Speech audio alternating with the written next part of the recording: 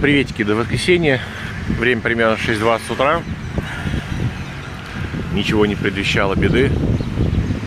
Бац. А на пляжах уже народ.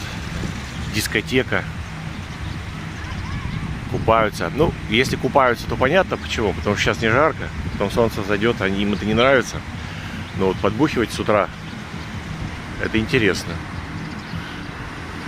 Зато, прикиньте, как они день световой используют.